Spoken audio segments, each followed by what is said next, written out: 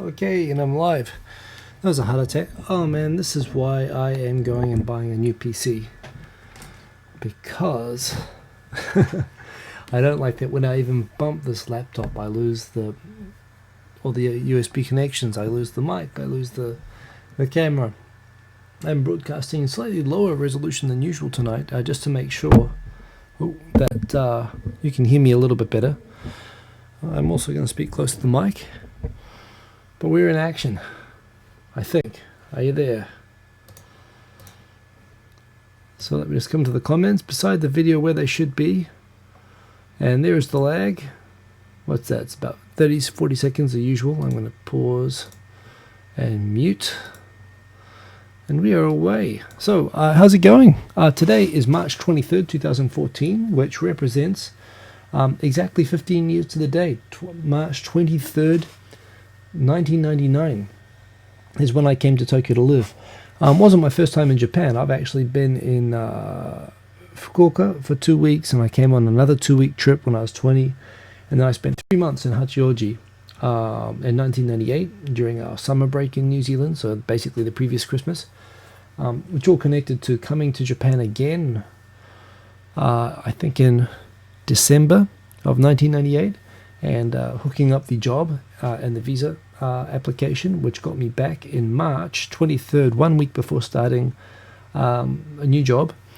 My first job since leaving university, which was at a consulting company, where I became an SAP consultant for my first job. And I had one week to get ready to settle in and go to training. And that was my first job, and I've been in Tokyo or thereabouts ever since.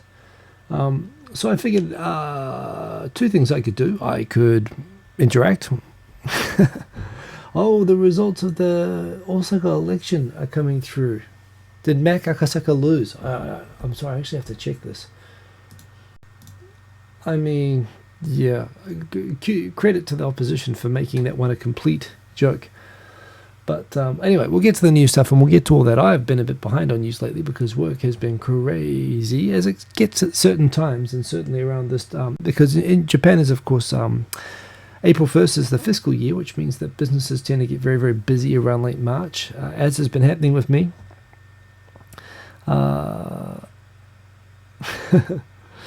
So I'm just watching the comments flow in.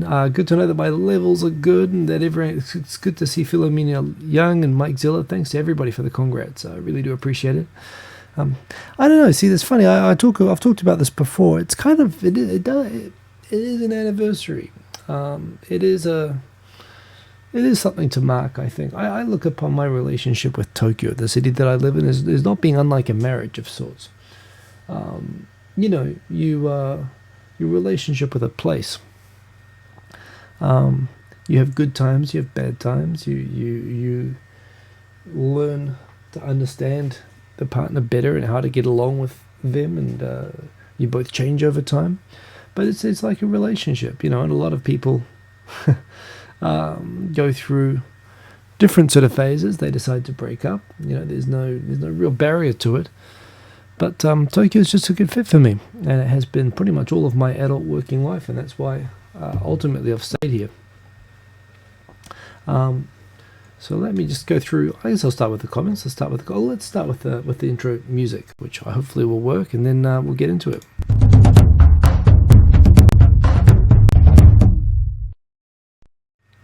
Boom.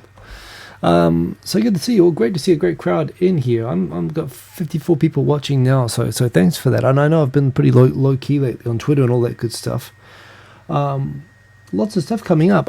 Some announcements, I guess. First thing should be very interesting. I was pinged by Rachel. Had a fantastic session last week on Saturday. A spontaneous hangout with Rachel and Jun along with Victor, talking YouTube drama stuff. And Rachel pinged me later on and mentioned that the ICJ, the International Court of Justice, will be making its ruling on the legality of Japan's scientific whaling on March 31st. So that will be next Monday. Not long to go to that, and that'll be one worth following, definitely. So that'll be kind of interesting news-wise. Then we have April 5th, of course, as you should all know by now. In fact, I should put the invite information into the video information, which I will do again, as I did last week. YouTube Hanami, the biggest event pretty much of the Japan YouTube calendar. People come from all over Japan and indeed all over the world to this one. And this one this year I think is looking pretty special because there's a lot of people involved in the organization and promotion. And I think that it's going to be pretty awesome. So where is it? The 2014 YouTube Hanami. It's on a public page. There should be a public page on Facebook. Anyway, go and sign up. Go and RSVP because that helps us plan. I think some people are planning some competitions, some prizes. It's a pretty awesome place to go and meet YouTubers like myself, or to become a YouTuber if you're thinking about getting into it. I mean, it is the best place to get launched because everybody shoots videos with everybody else. It's practically a guaranteed way of getting 100 followers or so and getting kind of discovered. And indeed, it's one of the best maybe community reinforcing events that happen. So right now, actually, I'm going to update the video information where the very first thing I'm going to put on the top is the YouTube Hanami so that you can see. YouTube Hanami RSVP here. Boom, boom. And thanks to the power of live video, you can now refresh the screen and see the Facebook Hanami page underneath the video information below, although I'm going to stick with the comments, which are where they should be beside the video. So how is everyone tonight anyway? It's getting to be spring. I saw some sakura out today. It's just starting to get into the right frame of things. I just realized I'm not wearing my goofy glasses. Where are they? Ah, there they are. Oh man, what can I say? It's been a crazy week. So let's check out the comments and see what you guys are all up to. Bada bing. By the way, like, tweet, do all that good stuff if you want to get a party going. Well, it's a pretty good party at the moment. Yes, Dean Bennett, good to see that you were here 50 minutes ago. Not spam show. Hi everyone, the Pixie Traveler, good on you. Stubuya, good to see you. Thank you for the 15th birthday wishes, and sorry to hear about your the death of your other Stubuya account. Hey Nanganin, good to see you. Tomoko, いつかお会いしたいね。お会いしたかったらYouTube 花見代々木公園4月5日、多分午後かなんか5日だっけ、午前10時だけど多分ね昼間頃、多分12時頃いると思う。Yeah, the Hanami, the information's all there. It actually runs from 10 a.m. probably middays, about when I'm going to go and rock up. And you want to meet me, come meet me anytime. It should be cool. Razo, good to see you. Stubuya, good to see Serge Socio, good to see you. Tomoko, Michael Pickett, good to see you, sir. Jordan Do, very good to see you. 今、リーダーズを見てるし、11時見切れないな。Okay, well, go watch the leaders, do what you have to do, Jordan, but good to see you nonetheless. Robert, 1967 Tokyo, good to see you, and good to join you last week. And to have you on 2.5 Oyajis, that was fun. If you don't know, he's one of the 3 old dudes, so go and subscribe to him. Japanese drama, you go and watch your Japanese drama, Jordan. No big deal. I haven't watched Japanese drama in years, but it helped me learn Japanese, and I think Japanese drama is an excellent way of learning Japanese, so go and do that. Renton, happy birthday, dude. You have a happy birthday, right? But let me check. I think that was I missed your comment at the top. These YouTube comments, you got to show all comments and then it shows them out of sequence, and it's frustrating and annoying, so I'm going to stop that. But I think it's your birthday, and that being the case, happy birthday. What else we got here? We got Chris Yiriatzian, good to see you, and thank you for the tips just before on the computer stuff. I very much appreciate that. Narcissus, good evening. Kantensai, konbanwa. Dude, Jericho, dude, thank you for the congratulations. Do very much appreciate it. And Claude Speed, thank you for the best wishes. Saluki-san, good to see you. Philomena Lang, young technology, indeed, it was killing me. But it happens sometimes. We got Stubia Corey Sloan, thank you for the best wishes. Peter Subarashi, good stuff. Adrian Popiviciu, I wonder, are you Popiviciu? That sounds Romanian. Buenaziwa, if that's the case. Thank you for the congratulations on 15 years. Mac Akasaka lost. Okay, so I'm nearly caught up. Saluki-san, Rob Quincy. How old was I when I came here in 1999? Well, you'd be able to figure out my age if you do that. But in March 23rd, 1999, I was 23 years old. Turning 24 later that year. So I just graduated from a 5-year degree, conjoint degree in New Zealand, and then I came and started working. I worked for about 4 months in a law firm in Auckland, and then I came to Japan and started working as a consultant. Two Dimensions JHR, thank you for the best wishes and good to see you. Mike Zilla, I think I already said hello to you, but hello again. Alex Stratus, always good to see you. Stefan Tetsu, awesome. That's right. I'm basically now definitely a chugakse Japanese. You can actually drive at 15 in New Zealand, as I did. In fact, I drove at 12, but not legally. I drove legally at 15. I'm not sure if the driving age is still the same, but yeah, 15 years. What do you know? Gaijin Smash, good to see you. Barringer, good to see you. Dan N, long-time lurker, first-time commenter, awesome. 3 a.m. from Auckland. Wow, you are logging in from 3 a.m. in Auckland. Well, g'day and good to see you. Which part of Auckland? I've lived all over Auckland. I was born in Papakura. I was born in, I don't know if that counts as South Auckland or counties. And I lived Devonport, Remuera. Then I moved, where did I move to after that? I moved into the city. And then I was living in the city for a while in different apartments. And then I moved back up to the North Shore, to Northcote and Glenfield. And then I came to Japan. So yeah. Oh, it's awesome to see someone from Auckland, especially at this appalling time of night. So thanks for joining. Stick with the Red Bulls. Emily Louise Maitland, always great to see you, and you're someone I want to get on to 2.5 Oyajis sometime. So we will work at that. But good to see you. And the real Mr. S, can't wait to meet everyone at Hanami. So I'm caught up with comments, which almost never happens. It's great to see you all. So I figured if I could do that, if I could actually catch up with comments, I might actually do some storytelling. I've got a couple of goals for this year. I've had a couple of New Year's resolutions. One was to start my Falling with Style blog again, which I still want to do. I want to go back to telling the stories about the time when I first got here. I really enjoyed that, and it's just a matter of time. It's funny how different it is when you have a kid. But I'm good at it. I've got good stories, and I want to tell them, so I want to do that. And the other thing is I said this year I was going to get my permanent residence, which I did get in, I think, in early January, and they told me it would take 10 months. So hopefully by October, I'll be able to confirm that I'm a permanent resident of Japan, resident in Tokyo, which would make me eligible to vote if they allow voting in local elections, such as the Osaka mayoral election, if I lived in Osaka. But for example, if they allow the local voting by permanent residents, that would make me eligible for the next Tokyo governor election, for example, which would be very interesting. I'd love to be able to. Well, let's face it. If I really wanted to vote, if that was a thing I really felt like I needed for my life, I would apply for Japanese citizenship, and I'd renounce my New Zealand citizenship. I don't feel that much of a need to renounce my New Zealand citizenship.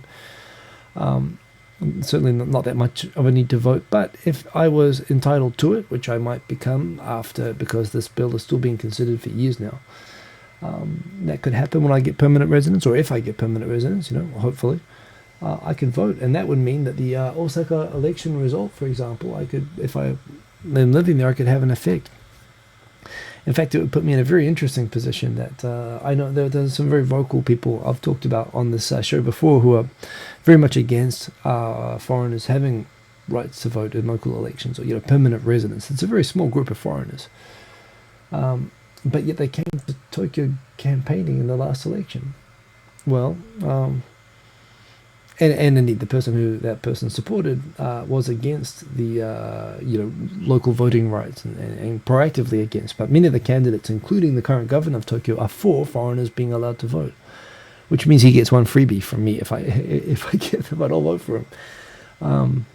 So that would be really, really interesting. That's something hopefully I can realize this year anyway. We'll see what it turns out to. So I guess. Let's just come back to the comments and catch up a little bit. But Hanami, yes, you're going to see us. It'll be awesome. Renton, why did I think it was your birthday? I'm sorry about that. Was it Narcissus? I don't know. Mike's still asking, how cold is it where I'm right now? It was 16 degrees and sunny today. It's cold in the morning, but it's beautiful weather at the moment. Matsuto Michael, thank you very much. I've had a very happy anniversary. Thank you very much. Hikosa Jaffa, that's right. I'm from Auckland, Peter Subra. Well, I'm from Papakura. Papakura is technically not Auckland. It's its own kind of little town thing. I was born in the army camp there. Back when it was an SAS base. So that was kind of cool. I like to think that I probably rappelled down, but that's probably not the case. But yes, though I lived in Auckland for university and high school, so that pretty much makes me more of an Aucklander than any other type of New Zealander, although I have lived in Waihuru and in Wellington. That's my New Zealand credentials.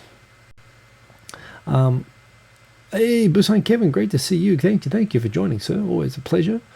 Dan N, Auckland Central Business District, 4th year University of Auckland student. Been there. Also, thank you for joining. Sorry that you can't sleep, but yes, no, I used to live in Anzac Avenue and near the District Court on the other side of the city, back when there were no real apartments in the city and it was all just kind of crap. But yes, it was fun, but awesome to have Busan Kevin along. Zachary Thompson, thanks for the best wishes. And I'm going to get into the story stuff content, so don't worry about that. Stabuya, just filling in that it was a 15.62% voter turnout, which given the high cost of the election is going to really count against him, that he wasted so much taxpayer money resigning to get re-elected again on something that Hashimoto had no contest against. I think very smartly played by the opposition, how they ran that the Osaka election. Complete waste of time. And it's going to really damage Hashimoto's reputation for having done things that way. So that was interesting.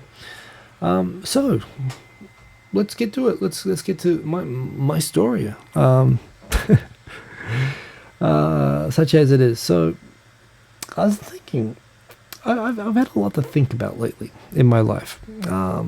Work has kind of been a bit crazy. It's been exciting. I can't say it's not going well, but it's been a lot of new stress, and I've had to go through a lot of kind of growth experiences. And you always think you're not going to go through any more big major kind of growth things. I mean, becoming a parent was obviously one. And I've moved, kind of over time into a manager position and kind of overseeing people. And I've kind of just taken it as it comes along and kind of on the fly and trying to basically do things the same way. But I found myself lately really getting into a position where I'm being pushed forward into a new role, which is very exciting, very challenging, maybe impossible, and it's kind of scary. And it's causing me to flash back to December 1998, to the meeting before when I came to Japan. I haven't talked. I don't mind talking about my old jobs a little bit, but I haven't really gotten into much detail. Maybe the most I've gotten into them was on my Falling with Style series, but maybe I'll talk a little bit about how I came to Japan and the lead up to Japan and kind of what I did. I've never really talked about it in much detail. I've been trying to save it for a short story, which I've never gotten down. So to give you the inside scoop, I'm going to tell you some stuff about what got me to Japan. People always ask, how did you get here? And I give little bits and pieces, but here is how I got here. So I guess if we go back to how I started learning, well, I guess I started learning Japanese in school. It was a new subject. I had a teacher in intermediate school, which is about 6th grade or 7th grade. We had a totally different system in New Zealand at the time I went through school. It's now the same as the American system, I think. But I had a teacher who taught me on lunchtime breaks Japanese, and a few other people who were interested. And I took it in high school for 5 years. High school is basically from second year junior high to third year of senior high by the Japanese scale in New Zealand. And I had basically like an 80-year-old teacher who could remember the bombings of World War II and came to New Zealand after the '64 Olympics.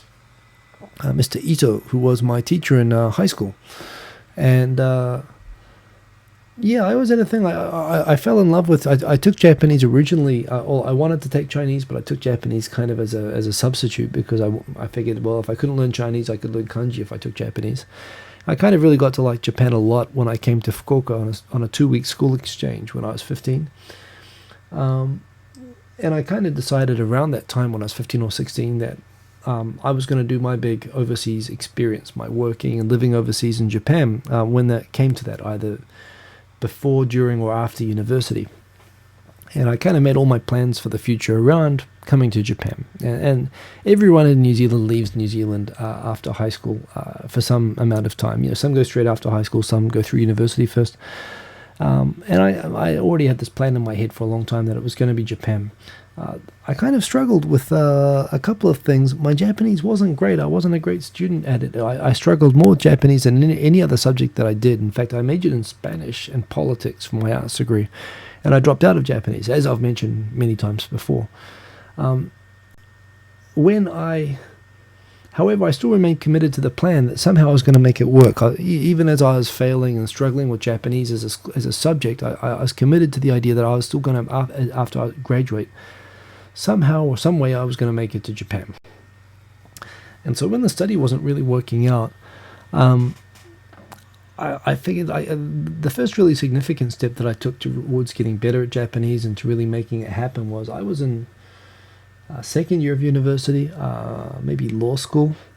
I'd just gone into law school, which you do in New Zealand in parallel to your degree. So I did 2 degrees. I basically decided I had to, I kind of knew myself well enough that I realized that I couldn't keep doing Japanese in the abstract, and I'd have to find some place that I could use it or be around Japanese people. So I was talking with, there was a party. I used to be in a hill apartment full of like guys from my high school in the center of the city, real party flat, right near a bottle shop. And just one of the worst places, like Animal House. I used to live in Animal House, except it wasn't like a dorm. It was an apartment just with guys from my high school, but where all the other guys from my high school who were still living at home with their parents would come by, every weekend.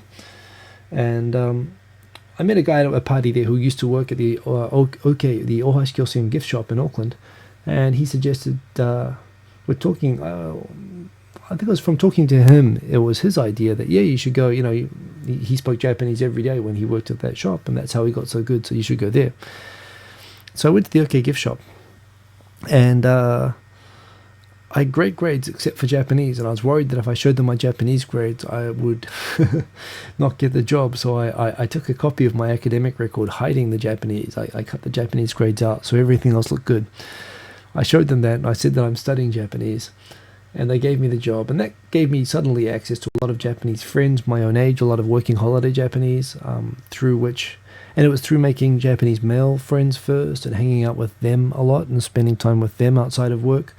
I eventually met a Japanese girl who was in that circle, who became my first Japanese girlfriend. And it was through using it every day that way that I was able to go through with university, and everything got better at university. Except that I was so far behind. Even when things started to pick up, I was already so far behind with kanji and grammar. I was getting good at the speaking papers, but when I went to apply for third year at university, the head of the Japanese department told me that she didn't think I'd be able to cope with a third year Japanese course. My grades, they only accept people with a B+ or above for third year, and I was a B-, C+ Japanese student. Although I'd kind of had a uptick where I'd managed to get an A on some conversation-oriented subjects.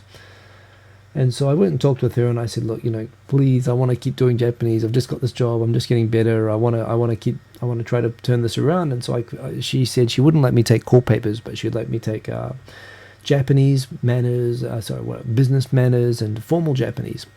So I took that paper, and taking that paper in combination with being able to use it every day at the job that I had, which pretty much was a little place that had 50 Japanese working holiday people and operated completely in Japanese, I was able to get very good at that kind of interview Japanese.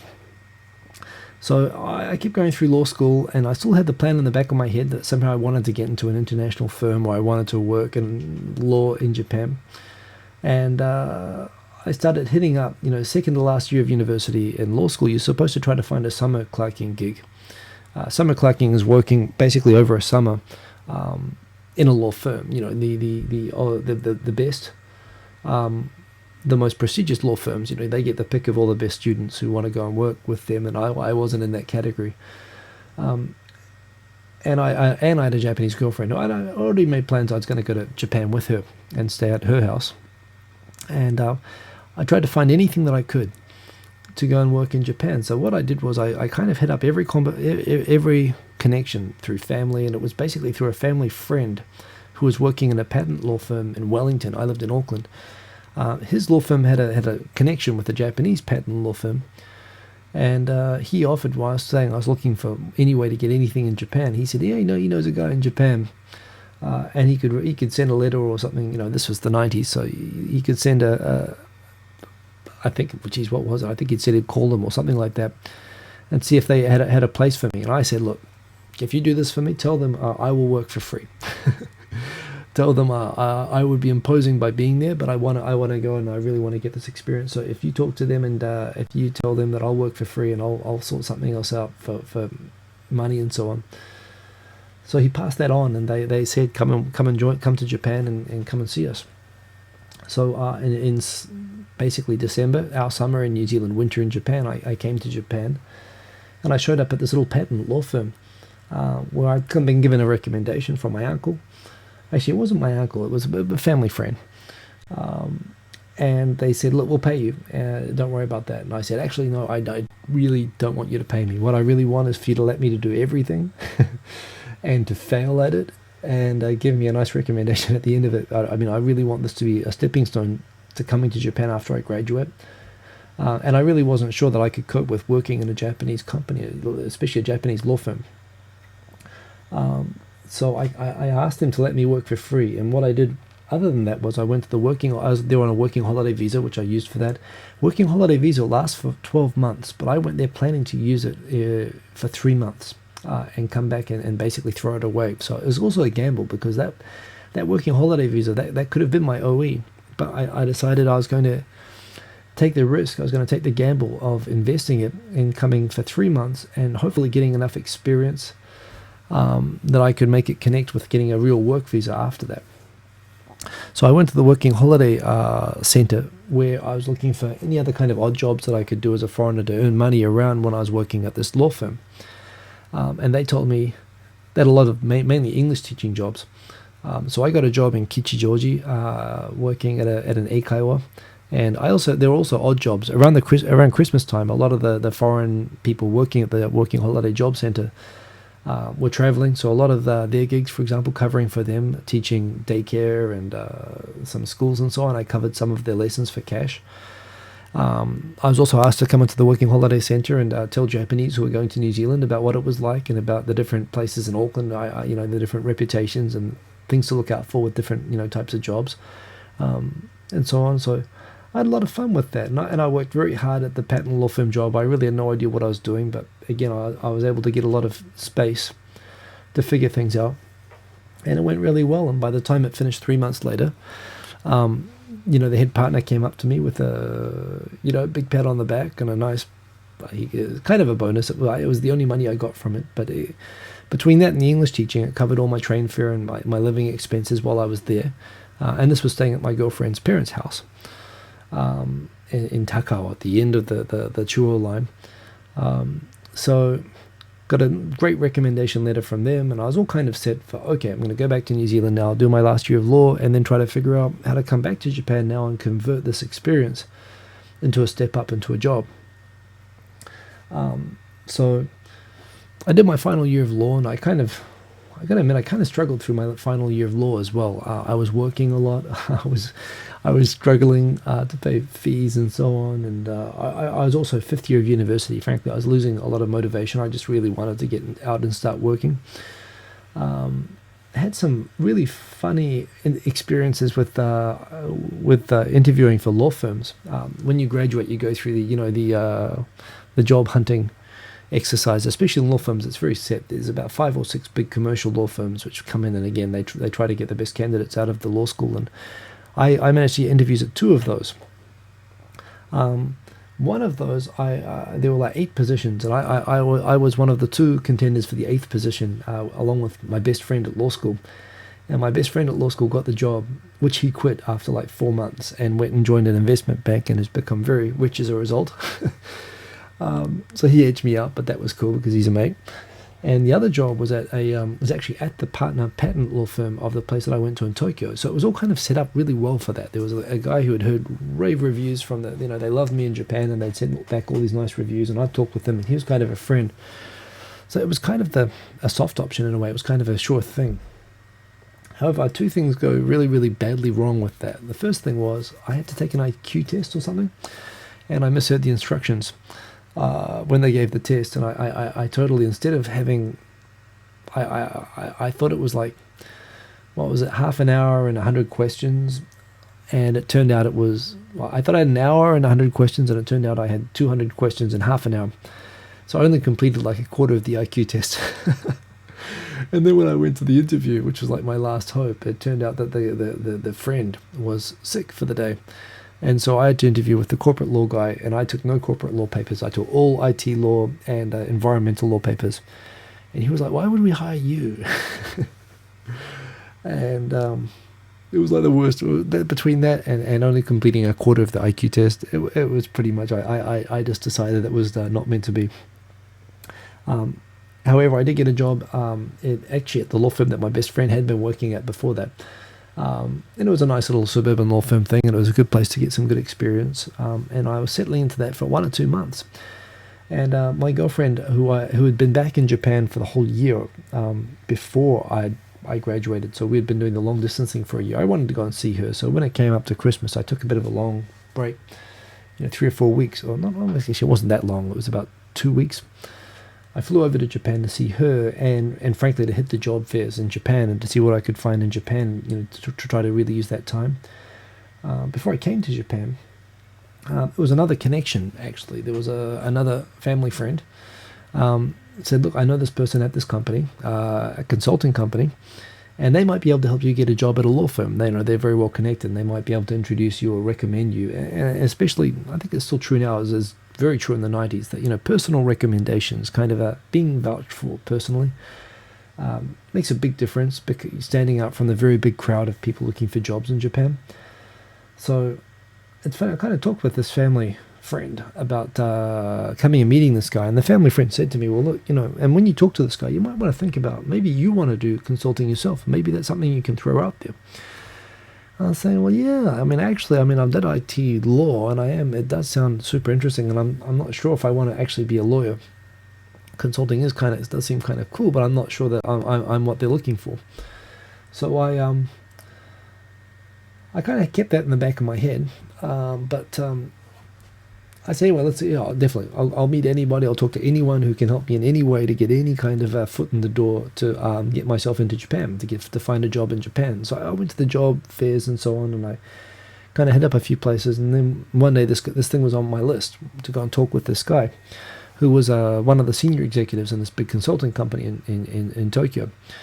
And the idea was I'd meet him for like 30, 45 minutes, and he was going to, we're going to talk about options for, he's basically as kind of as a favor to the family friend, was going to help me think of ideas for where I could work in Japan, and law firms that he could recommend me to go and meet.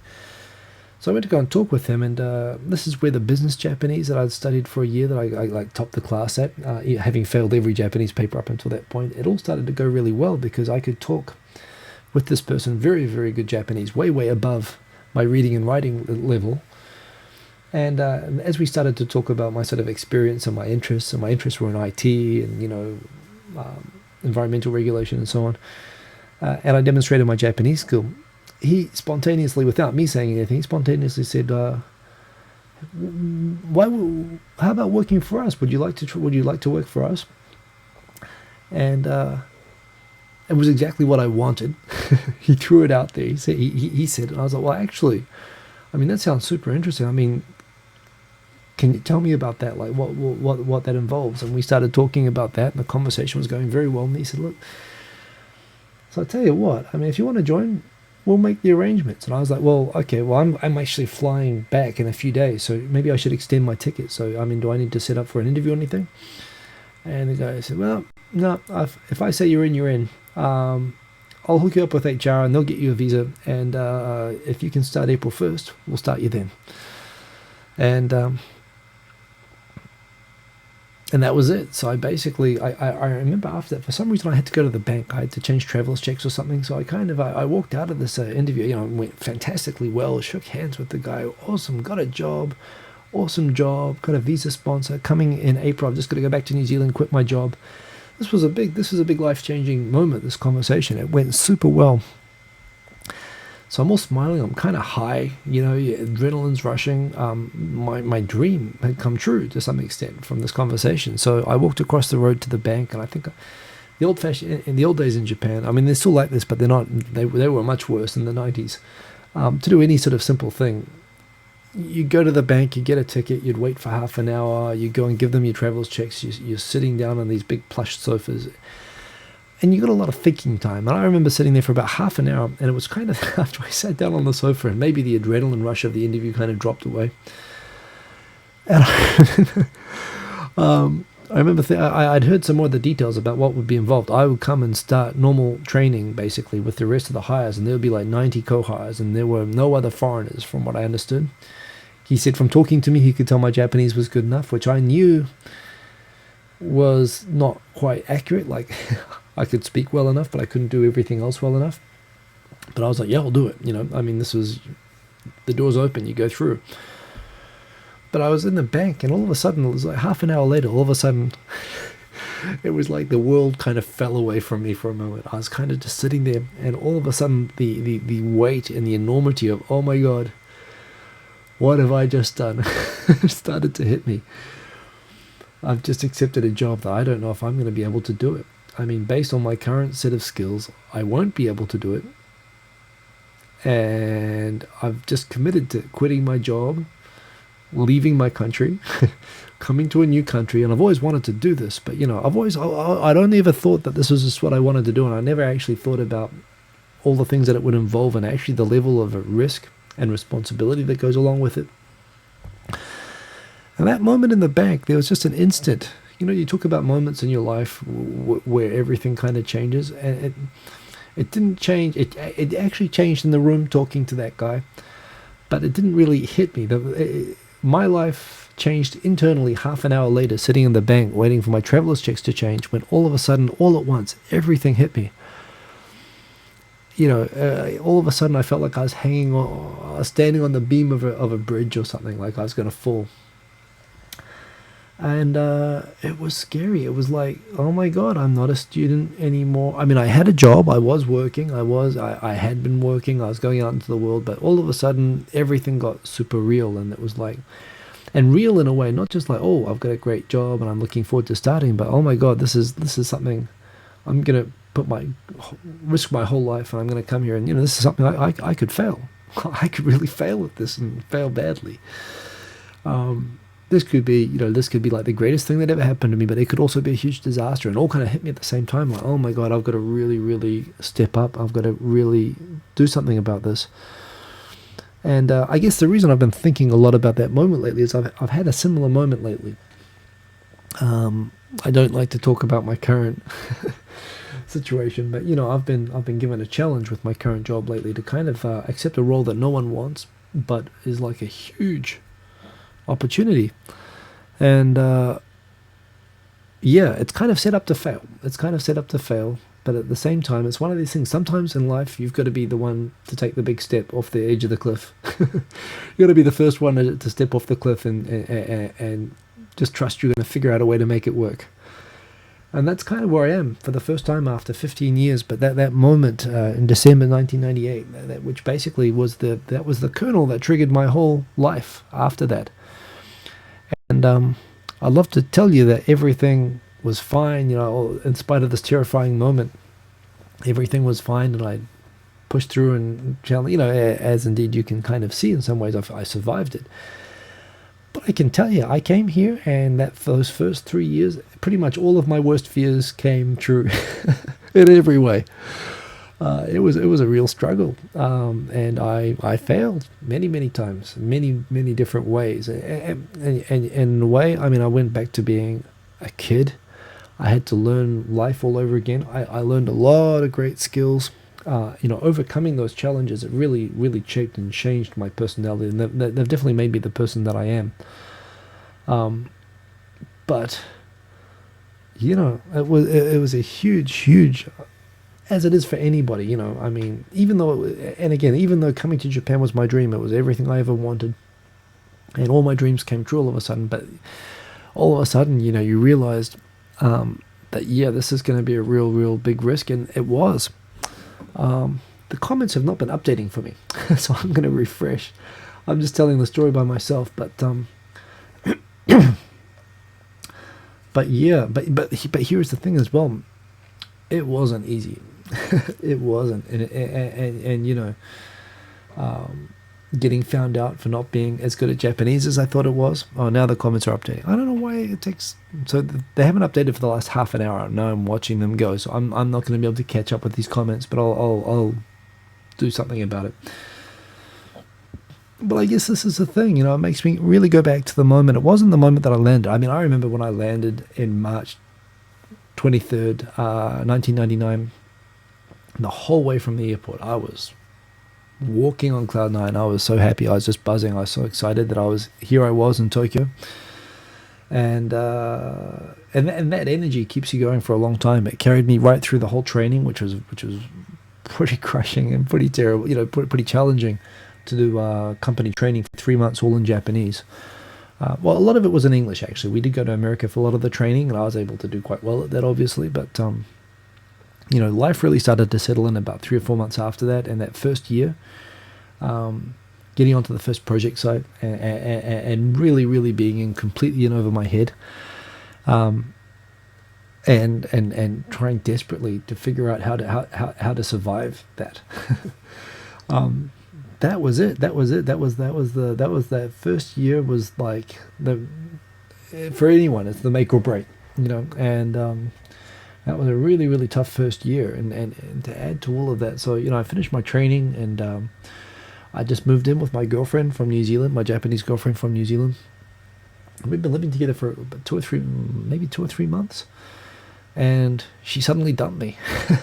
And this was right around the time that the stress of the first job and everything was starting to really catch up with me, and I was getting really overwhelmed with the challenge that I'd taken on. Everything was starting to get very real. That moment I had on the sofa in the bank after I got offered the job, all of those worst fears were starting to materialize around the time that I got dumped by my girlfriend on top of that.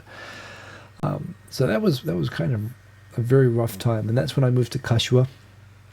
I'd say that my current life in Japan, I had a life in Japan with a lot of friends, but they were all connected through that family, my girlfriend's family, and all of her friends from high school who looked after me a lot up until that point. And then everything suddenly got taken away, and so I lost all my friends as a result of that, and all of my backup and support, every kind of thing I had to fall back on in Japan suddenly disappeared right at the moment that I was really under the most mental and physical pressure from work.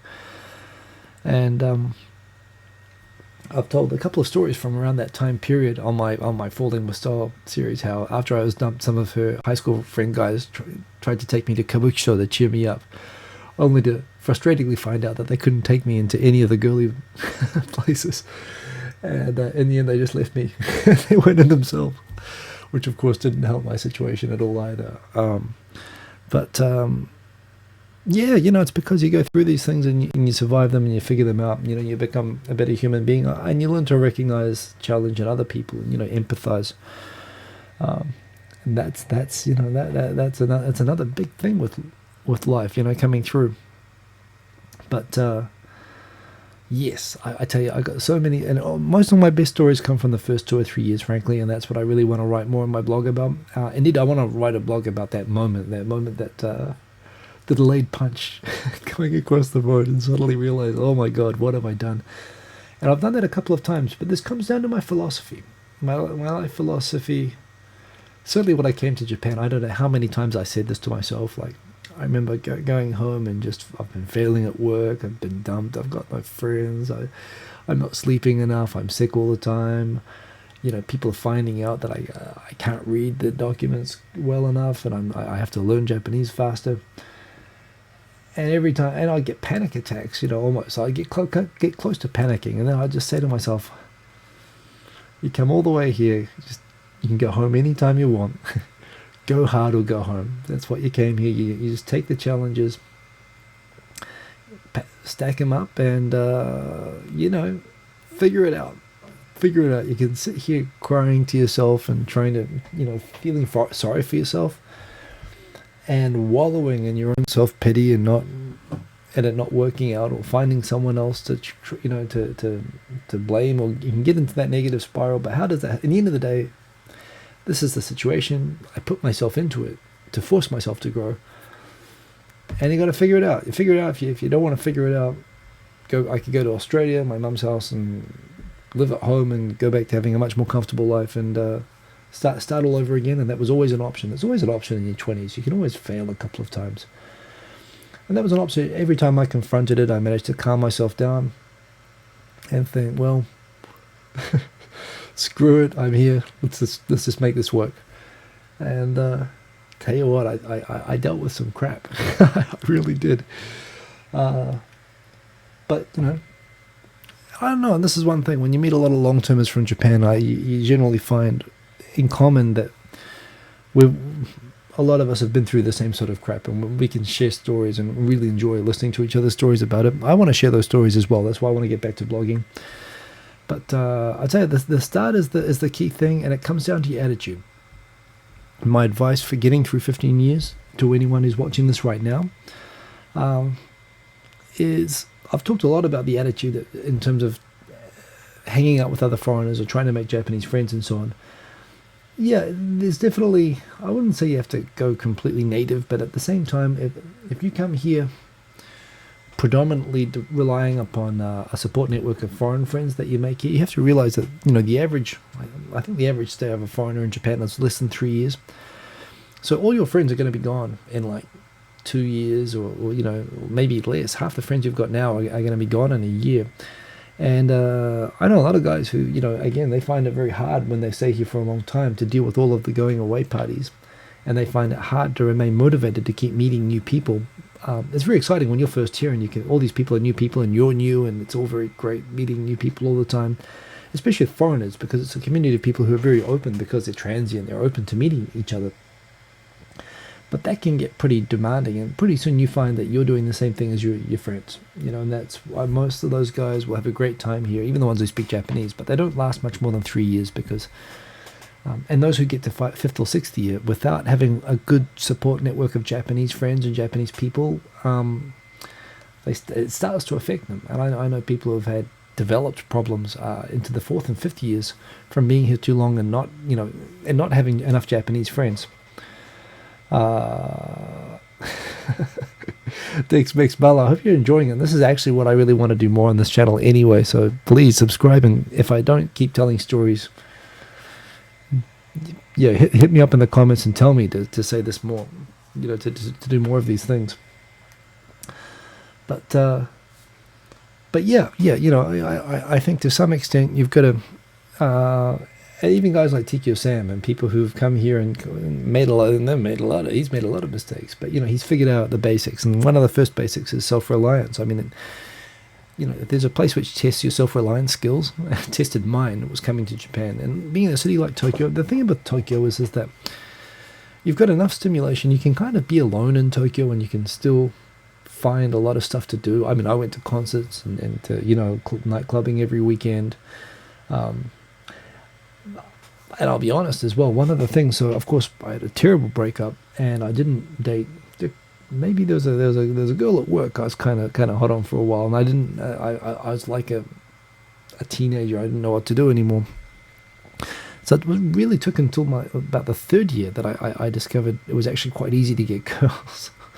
I kind of had a year of self-imposed non-dating, which probably added to my stress levels, and then all of a sudden I kind of went from being this very, very idealistic 24-year-old, 25-year-old person when it came to dating to all of a sudden, dating a lot. But I tell you what, I'm so glad I went through that. Made a lot of very good friends through the gym, surfing friends, Japanese surfing friends, and friends from work.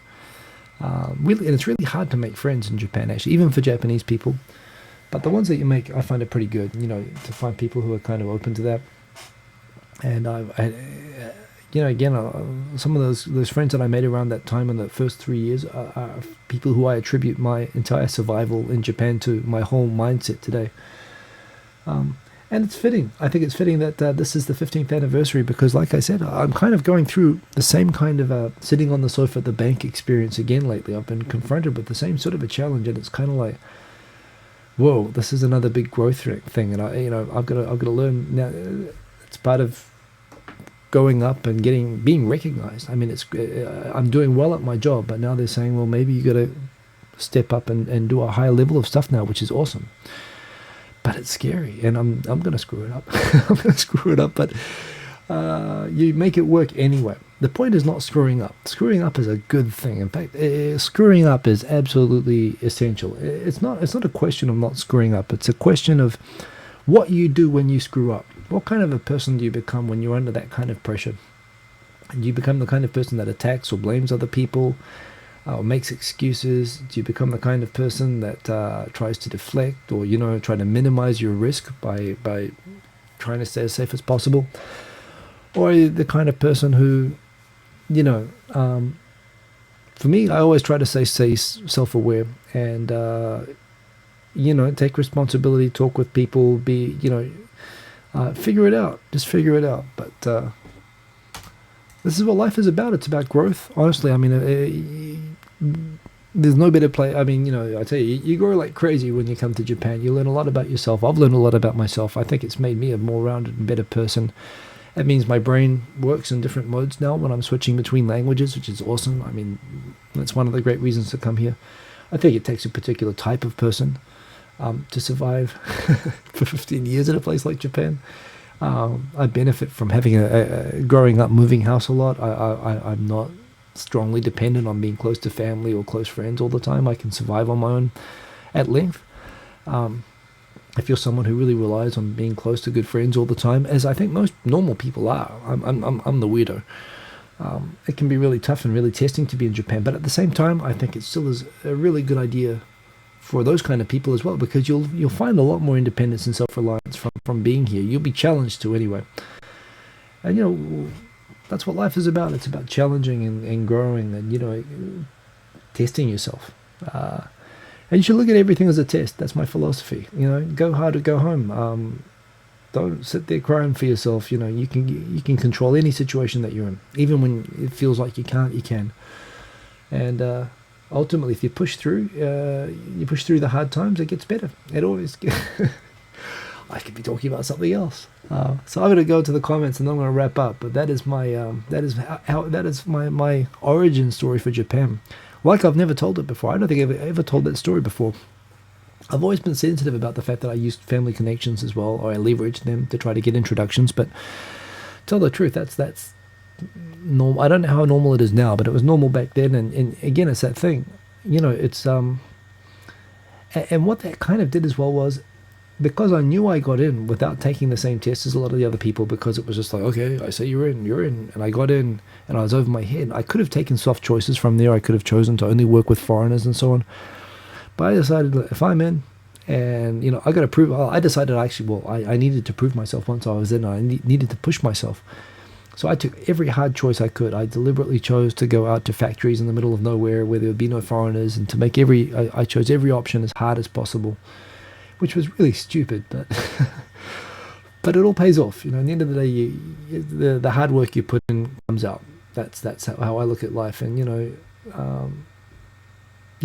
you're young and you can take the damage, take it, get punched in the face of it. Go make some hard choices, and learn from it. Honestly, open yourself to learning experiences. Don't go for safe You can go for safe options when you're in your 40s and your 50s and you're getting ready for retirement. But when you're in your 20s, you're designed in your 20s to take kicks, to take some thuds and some bruises and do that. That's what I did, and it was awesome. Carpe diem, all that good stuff. Yes, James Murphy. I'm gonna go in reverse order from newest comments to some older comments, and I'm gonna wrap up. But that's my story, so I'm telling it live. It's not so interactive today, but I hope you enjoyed it nonetheless. So Yes, cowboy in Japan. You should be a cowboy in cowboys in Japan. That's I was kind of my dad listened to a lot of country music, and so I learned I had a lot of cowboy songs, and I think you have to be a little bit like a cowboy. So you're probably the exact right profile for that. Saluki-san, Zach, very glad that you enjoyed the story. Thanks for all the props on the story. I got stories, and I don't tell them enough lately, actually. That's what I love about the blogging thing. I need to get more time in my life. I mean, I've only got the only free time I get, I use on 2.5 Oyajis and this. And it's live. But I'm gonna find more time, and I'm gonna write some more, because writing is awesome. And you know, Bio McNeil, actually, he inspired me so much. Victor's asking me if I'm up. Dude, I'm on the internet. Come on. He's obviously not watching. Yes, Michael Peckett mentions that none of his friends that are non-Japanese have been, but ones that most of your friends who have been here for more than 5 years. Well, there you go. It's a different type of person that makes it past the 5-year mark. I just realized X makes thought I was a boring guy. Well, I am a boring guy, but I'm a boring guy who's done lots of really, really dumb shit, so I've got stories. Well, the comments, I think everyone liked the story, so that's awesome. I like that. So yeah, I'm gonna enjoy. Actually, now that I'm looking at this now, I'm gonna fake it till you make it. Who said that? The Taste 1962. That's pretty much what I did. Faked it till I forced myself to fake it, to make it real. That's why I had no choice. That's right. Comments are pretty awesome, so I'm gonna enjoy going back over these. And I hope you enjoyed it. I'm going to be back as I am every week. I'm going to try to get in touch with Jake Edelstein. Hopefully try to get him soon. I know. But he said end of March, so we'll see. I might try to get him this week. I might have to go to India this week. I don't know if you can actually get a visa to go and do job training in India, which I'd have to do on Thursday this week. If I do, I'm going to miss Wednesday. So we might have to reschedule. I have cousins. I've mentioned this before. I've got cousins in India I've never met before, and I want to go meet them. So if that happens, I'm going to go with my camera. And I'm going to go meet my Indian cousins who are Indians, but they look like me. And that will be awesome. If that doesn't happen now, it'll happen at the end of next month, but that is my current excitement.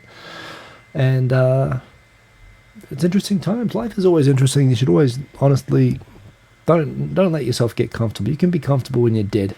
That's my philosophy. Be uncomfortable. Uncomfortable, your life is much more interesting. Worst case, you can write a book at the end of it.